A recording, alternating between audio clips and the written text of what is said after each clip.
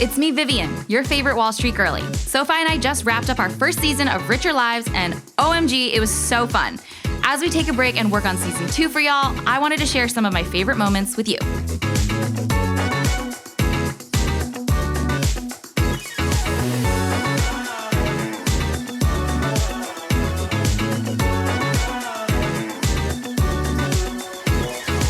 Having been raised in an environment where, you know, when you feel like you get money, you put it under, you know, the mattress or something.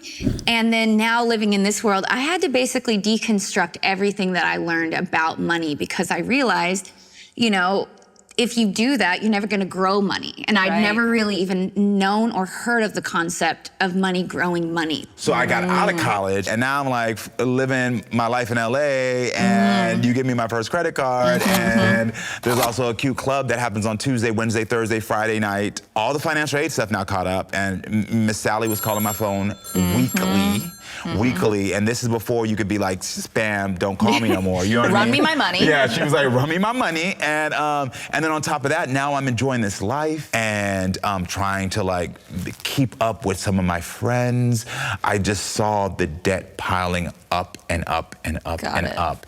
And that's why I talk so transparently about like not avoiding it, because there was a moment there that I was too afraid to confront it. And I was too afraid to say, I don't know what I'm doing anymore. My entrepreneurship career started really young. I've always been like a hustler. I've always started businesses, from car washes in my parents' front yard, lemonade stands. I would sell friendship bracelets on a tray to my neighbors who didn't want them or need them. I would knock like twice, like I was really into it. And I think just a lot of sales and doing that. Started jewelry business in college, and then starting this corporate Natalie business. It's been, you know, I've learned more along the way and how to become more professional in getting the finances in check. So growing up, for me, gum was like the most valuable resource. Like I was just like, Mommy, could we get a pack of gum? Yeah. And then I would take that gum, I would go home, and I would put it in this drawer. It was my bank. So you're not chewing any of the gum? No, I was not chewing any of this gum. I was saving this gum because that's what you do with a valuable resource. Like what if the world ends? I need to know where my gum is, and I need to have access to it all times. So my security system was I put a marble in my gum collection drawer so that if anybody ever opened my drawer and tried to take any of my gum, I would know because the marble would move. And I would remember exactly where I left the marble. It gives you a little insight into that's it's a quirk. I don't know. That is so a good strategy. It was a good strategy. So I remember, like one night, I hear the marble moving, and I'm in bed, and I'm like, it's completely pitch black. I'm like, what is going on? So I try to go back to sleep, and in the morning I wake up and I open my drawer, and a mouse had eaten through the back of my drawer, torn up all my gum, you guys. My life savings went down the drain before my eyes. For me, it highlighted that like, I'm good at saving things that matter to me, and I saved my money like I saved my gum. As I, you know, got older and I was, you know, I found myself like with a pretty great savings. It's like, okay, you also like eat the gum anime, you know, like eat the gum. And I had to like, you can spend the money. Yeah. Like most people, the habits that they learn when they're young, up to age 7, like those stick with them for the rest of their lives, and they kind of form their money personality. Last year, I took my entire family to Bali. But you know, it was like all my family members, and we had a great time. Andrew, was that a cute trip? Yes, it was. Am I your favorite brother? Yes. I was actually able to send my parents on an all expenses paid vacation, and they absolutely loved it. It was for their 30th wedding anniversary, and it really felt like I had made it because, not because they got to go on this cruise, but because my mom bragged about it to all of the other Asian aunties and uncles. So I feel like I'd kind of reached pinnacle of daughterhood. I think it's one of those things, you know, we're just very open and transparent about everything. And one of those being, you know, we're trying to combine our lives and talk about family planning because we are a same-sex couple. I feel like it's one of those things where there's a lot more planning involved. It's a luxury that I feel really lucky to be able to do. It's not cheap to, whether you're in a same-sex relationship or whether you are, in a relationship where you're not able to get pregnant naturally. There are alternatives, but they're pricey. So I think that, one of our shared goals is just, working that out and, trying to figure out how we get our lives to combine. I want my family to be proud of me. I want to build a life where when they feel supported, that they are honored in all of the work that they put so I can go to college, and that they get to talk about what I do with fondness and admiration. When we talk about generational wealth, it's hoping that I can teach the values and pass down the values that were instilled in me in them so that they get curious around their own greatness. And truly, I think using the currency that we have now, whether it's cold hard cash, whether it's our time, our energy, into helping our community, not just my family. I remember at the end of that internship, there was this girl. She came from like this really fancy school, from this well-to-do family. And on the last day, she looks at me and she goes, in front of everybody, and she goes, "You guys, one day when I'm the CEO, I'm totally gonna hire Elaine." And she said that to me like it was a compliment. Yuck. And I just remember feeling like, here is a girl who sees my only value in this world as working for her. Not seeing that, in fact, one day I will be the boss who will be in a position to hire you, girl. I would say to anybody who understands what that is like, to be tokenized or to be discounted, or to anyone who's felt like they don't belong in these environments, these rarefied worlds and spaces, it's like, listen, not only do you belong, you have most likely fought harder, worked harder, swam upstream to get to the same seat that these people are at. You could swim circles around them. You are incredibly valuable in those seats. Don't you forget it for 1 second. Do not let anybody make you forget that. And your difference is your superpower. Like the thing that is making you feel othered or insecure or inferior, that is your superpower. Don't get it twisted. Like, that's what I would say. When it came to season 1, we were all relatively unknowns because in Netflix's eyes, like all of us becoming millionaires, and I say that with a talk my shit era. Okay, yeah. It was not because of Queer Eye. Queer Eye did not make us money. In contracts, you get to carve out what you want. So I was like, okay, I'm gonna carve in language that's gonna get me the money that I know that I deserve and I'm gonna get. And so I asked for me to be able to host a daytime talk show. Knowing I'm gonna put in the work, then allowed me to go to NBC, who then did cut that cute check. Okay? And now that cute check from NBC, I'm very thankful for it. Thank you, girl. Because now I'm clear off millionaire. Yeah. And so, but if I didn't have the understanding of what I deserved, I would have been stuck with only being paid what these individuals told me. Netflix didn't know what I was worth, but I did. Money oftentimes is a reflection of your self-worth, and you kind of touched on that, is that we kind of equate a value, whether large or small, to who we are or how people are going to see us. We associate those two things. And so it's really trying to sever those ties and know no matter how much you have in the bank or don't have in the bank, you're still worthy. You're still worth it.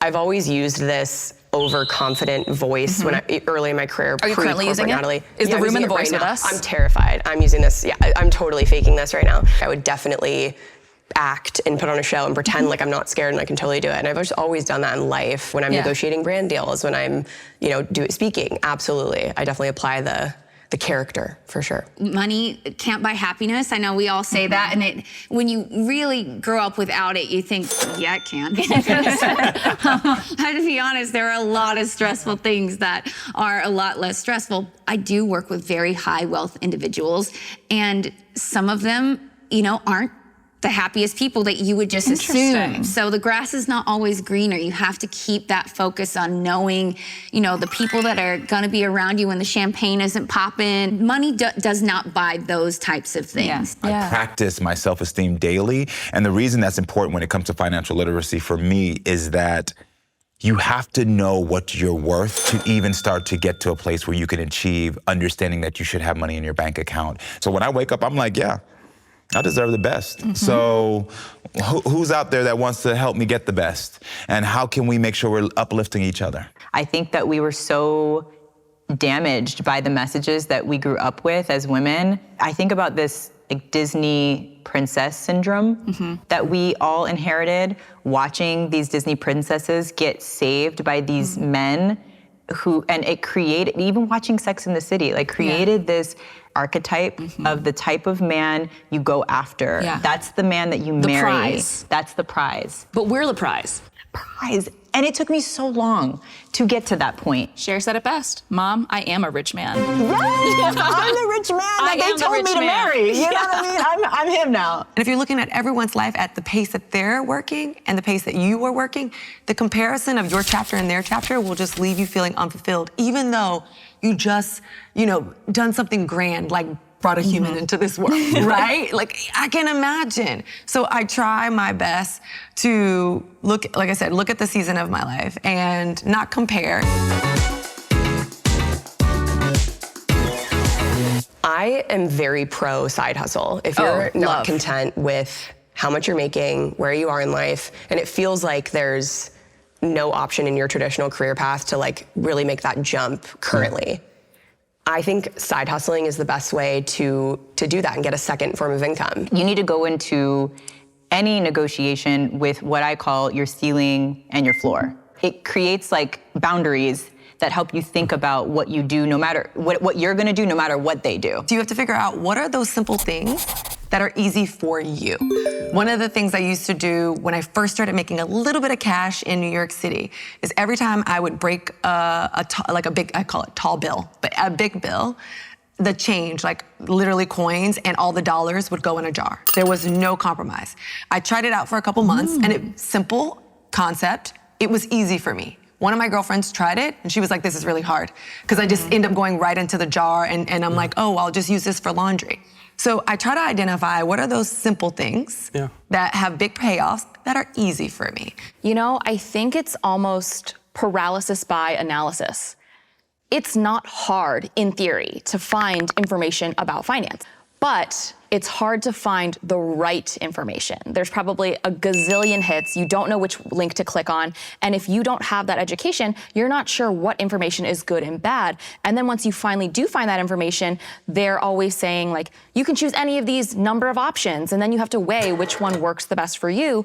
And when people are given so many choices, they just freeze up and they choose not to do anything because they're comfortable with the current status quo. So my advice isn't, you know, do so much due diligence that you're not doing anything at all. It's do your research, make a smart, educated decision, but don't belabor any one decision for years on end to the point where you're actually missing out on any sort of investing or a higher yield savings account or anything that could really benefit your financial goals right now.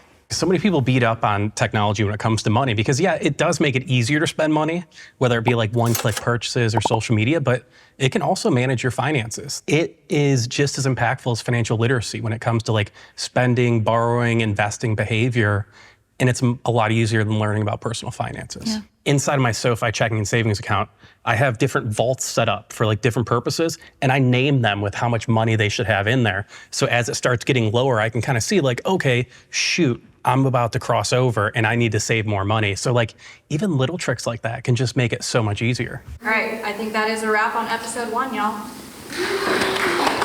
That's it for this episode. That's it for this episode. That's it for today's episode. See you next time. See you later. Catch you next time. See you next time.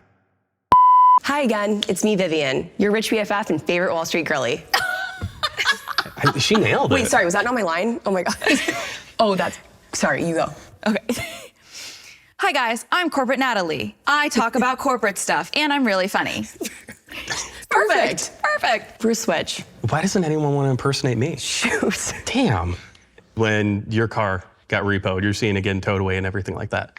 But then also what you I do. didn't see it. I hid. Oh, you did? I did. I was like, they don't need me no way. They don't need the key. Like, I was like, I'm not gonna be out there. I was supposed to be out there. I'm not gonna lie, I probably would hide too. I would hide too. I was like, scared. The idea that like women having money is unattractive in some way. I think we've talked about this a thinks little. that? Who thinks that? Like, Who thinks that? I think men have a little like issue with.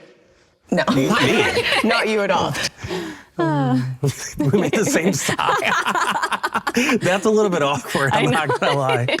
We made the like, oh. Hi again, it's me, Brian Walsh, aka Dr. Money, here to talk about some legal stuff. Though I am a certified financial planner certificate, your finances are unique. That means anything I talked about today shouldn't be considered advice. Think about it more as high-level education or guidance. Also, please subscribe to our channel.